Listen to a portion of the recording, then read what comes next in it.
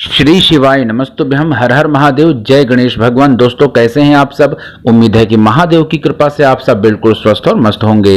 दोस्तों आज की इस वीडियो में हम बात करेंगे कि कल जब आप गणेश जी का विसर्जन करने जा रहे हैं तो गणेश जी के विसर्जन के समय आपको किन किन बातों का बहुत ही विशेष रूप से ध्यान रखना चाहिए।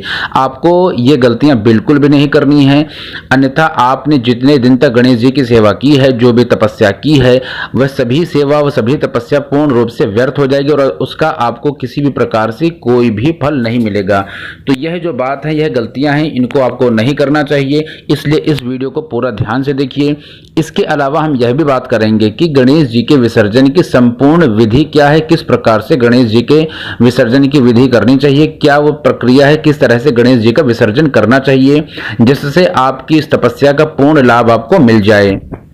देखिए, पहली बात जो गणेश जी के विसर्जन से संबंधित है वह यह है कि जब गणेश जी की मूर्ति आप उठाएं, यदि आप अपने घर पर गणेश जी का आपने स्थापना की है तो गणेश जी की स्थापना के बाद जब आप गणेश जी को विसर्जन के लिए ले जा रहे हैं तो आपको गणेश जी के दाएं और बाएं तरफ एक हल्दी की और एक कुमकुम की हल्दी मां रिद्धि सिद्धि के स्वरूप के रूप में अवश्य लगा लेनी चाहिए, जिससे आपके घर से सुख समृद्धि बनी रहे और गणेश जी का आशीर्वाद भी आपको हमेशा के लिए प्राप्त रहे। तो पहला काम तो आपको यह करना है कि जब भी आप गणेश जी के विसर्जन के लिए गणेश जी को ले जाएं तो रिद्धि सिद्धि के स्वरूप के रूप में एक हल्दी की और एक कुमकुम की जो बिंदी है वह गणेश जी के भगवान जी के दाएं और बाएं आपको अवश्य लगा देनी चाहिए। मैंने आपको यह बिंदी वाला उपाय पहले ही वीडियो में बताया था कि जब भी आप गणेश जी को लेकर पे अपने घर पर लेकर के उनकी स्थापना करें तो यह बिंदी आपको उसी दिन लगा देनी चाहिए थी। लेकिन यदि आपने अभी तक वह बिंदी नहीं लगाई तो अब विसर्जन से पहले आपको बिंदी अवश्य लगा लेनी चाहिए। इसके अलावा भी अन्य उपाय हैं। उसके पहले साथियों, अगर आप चैनल पर पहली बार आए हैं, मेरी आवाज़ को पहली बार सुन रहे हैं तो कृपया चैनल को सब्सक्राइब अवश्य कर लीजिएगा, बेल आइकन प्रेस कर दीजिएगा और यह जानकारी अगर आपको अच्छी लगती है तो लाइक करने के साथ में आप कमेंट करके बताइएगा कि ये वीडियो आपको कैसे लगी। गणपति बप्पा मोरया का कमेंट बॉक्स में जयकारा अवश्य लगाइएगा। आइए अब बात करते हैं कि किस तरह से हमें गणेश जी के विसर्जन करने चाहिए, वह विधि क्या है। देखिए, 10 दिन तक गणेश जी की प्रतिमा हमारे घर में विराजित रही और अब उनकी विदाई हो गई। इन 10 दिन तक उन्हें प्रसन्न करने के हर प्रकार के जतन किए जाते हैं, उन्हें हर प्रकार का भोग लगाया जाता है, उनकी पूजा अर्चना की जाती है। कहीं कहीं पर गणेश जी को 1.5 दिन, तो कहीं 3 दिन, तो कहीं 5 दिन और कहीं 7 दिन गणेश जी के स्थापित किए जाते हैं। अब बारी आती है कि इस बात की कि उन्हें कैसी विदाई दी जाए। तो परंपरा के अनुसार कहा जाता है कि गणेश जी की प्रतिमा को उसी तरह विदा किया जाना चाहिए जैसे हमारे घर का सबसे प्रिय व्यक्ति जब यात्रा पर निकले तब हम उनके साथ जो व्यवहार करते हैं उसी प्रकार से हमें गणेश जी को विसर्जित के लिए उनकी यात्रा करनी चाहिए। आइए जानते हैं कि कैसे करें श्री गणेश जी की प्रतिमा की विदाई। तो सबसे पहले 10 दिन का या 1.5 दिन या 3 दिन, 5 दिन या 7 दिन तक की जो की जाने वाली आरती पूजन आप जो करें हैं, विशेष प्रसाद का आपको भोग लगाना चाहिए और गणेश जी की प्रतिमा को विसर्जित करने से पहले, यानी अर्थात जिस स्थान पर उनकी स्थापना हुई वहां से उनको उठाने से पहले उनकी संपूर्ण रूप से विधि विधान से, जैसे आपने जितने दिन तक उनको स्थापित किया है उसी तरह से उनका पूजन अर्चन आरती करनी चाहिए। अब गणेश जी का स्वास्थ्य वाचन करें। गणेश जी का स्वास्थ्य वाचन करने के बाद आपको एक स्वच्छ पाटा लेना है, उसे गंगा जल या जो गौमूत्र से पवित्र कर लेना है। घर की स्त्री उस पर स्वास्तिक बनाए। स्वास्तिक किस तरह से बनानी है इसका आपको विशेष ध्यान रखना है। आपको प्लस बना करके स्वास्तिक नहीं बनाने के पहले आप प्लस बना लें और फिर उसके बाद स्वास्तिक का चिन्ह बनाए, तो इस तरह से स्वास्तिक नहीं बनाना चाहिए। यह एक नकारात्मकता और दोषपूर्ण कार्य होता है। आपको स्वास्तिक बनाने के लिए जो 4 लाइनें हैं, जो 4 खाने हैं, उनको अलग अलग पहले ऊपर से लाइन खींचे, फिर नीचे से लाइन खींचे, फिर दाएं और बाएं से लाइन खींचने पर बीच में एक बिंदी रहेगी। उस बिंदी पर आपको थोड़ा सा चावल रख लेना चाहिए और फिर स्वास्तिक को घड़ी की दिशा के अनुसार बनाना चाहिए। ठीक है ना।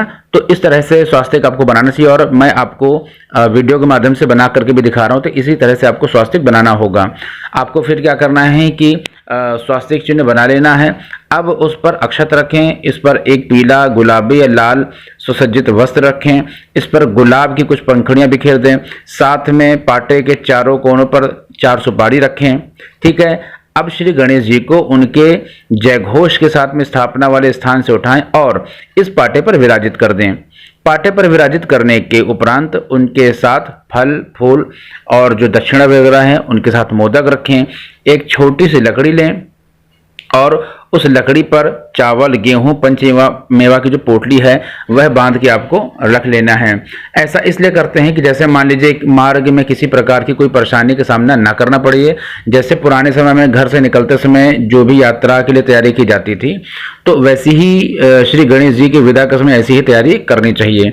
ये तो कुछ पवित्र कुछ मुख्य बातें थी। इसके अलावा नदी, तालाब, पोखर के किनारे विसर्जन से पूर्व कपूर की आरती आपको पुनः संपन्न करनी चाहिए। यह बहुत ही महत्वपूर्ण बात है कि जब आप सीधे ले जाकर के आपको विसर्जित नहीं कर देना है, उसके पहले उनके कपूर इत्यादि से संपूर्ण आरती संपन्न करें। श्री गणेश जी से खुशी खुशी विदाई की कामना करें और उनसे धन, सुख, शांति, समृद्धि के साथ मन चाहे आशीर्वाद की प्राप्ति करें। 10 दिन तक जाने अनजाने जो कुछ भी गलती उसकी प्रार्थना करें, उसकी क्षमा की प्रार्थना करें। श्री गणेश जी को फेंकना नहीं चाहिए, बहुत ही विशेष बात है। अब यह 2-3 बातें आपको बहुत ही ध्यान से सुननी चाहिए, जिससे इस गलती को तो आपको बिल्कुल भी भूल कर भी नहीं करनी चाहिए। तो वह कौन सी गलती कि जब भी आप गणेश भगवान की प्रतिमा को विसर्जित करने गए हैं तो उन्हें फेंक नहीं देना चाहिए। उनको ससम्मान बिल्कुल जल में जल की धारा के साथ धीरे से उनको प्रवाहित करना चाहिए।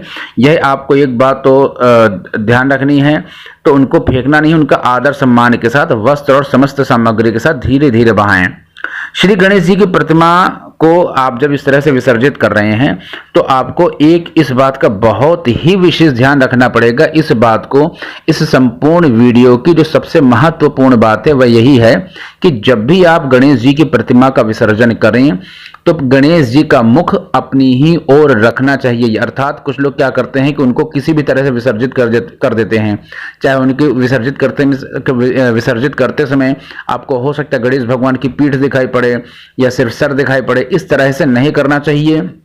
जब भी आप गणेश जी का विसर्जन कर रहे हैं तो विसर्जन करते समय गणेश जी की प्रतिमा का मुख आपकी ही ओर होना चाहिए और विसर्जन करते करते गणपति बप्पा से प्रार्थना करना चाहिए कि हे गणेश भगवान, इस पूरी प्रक्रिया में 10 दिन तक आपकी सेवा में यदि कोई त्रुटि हो गई हो तो उस गलती की हमें क्षमा करिए। हम आपके बच्चे हैं, कोई भी गलती हुई होगी तो आप निश्चित रूप से क्षमा के दाता हैं, आप क्षमा करिएगा।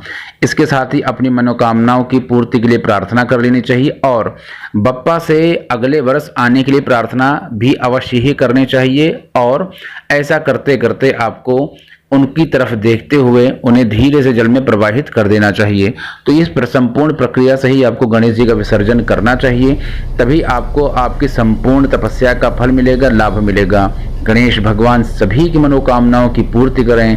हर हर महादेव। गणपति बप्पा मोरया। मंगल मूर्ति मोरया।